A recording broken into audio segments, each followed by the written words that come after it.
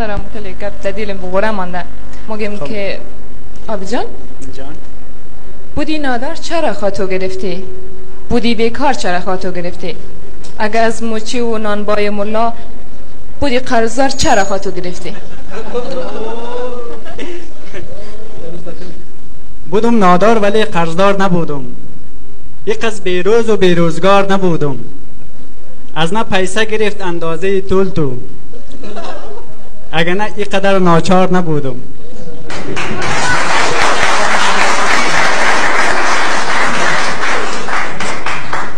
آتم پیسه گرفت دختر خوره داد، دو دیسته توتی جیگر خوره داد. بودم نازانه خانه آته خو برای تو گل ناز پرور خوره داد. کدوم خاطو که کاری بد نکردم، هرچی گفتی علیجو رد نکردم.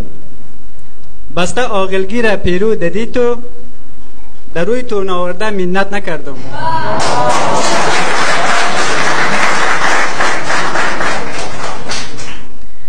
کلگی تو تشویق نه یکی دیگه مثل اینجا خو؟ آبی تو روغن و برنج نه قرف نه، پیشی آرکه از ده پای متانه میزنه. قیمی دلشی نشد خالی ده سر ما تو کمهی تو را ده جان متوش نه.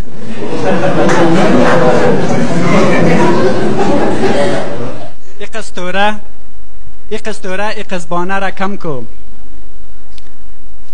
هر کار شده یالی تانه را بند کو.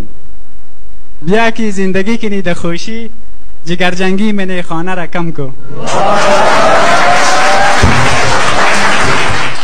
تشکر از همه شما دوستان.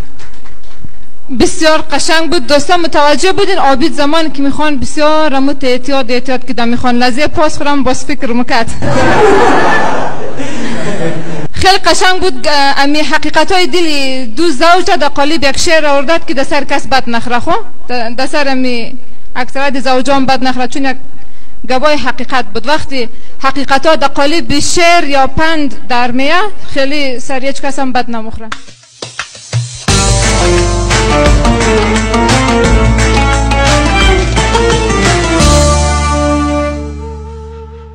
دوستا ای بار هنرمند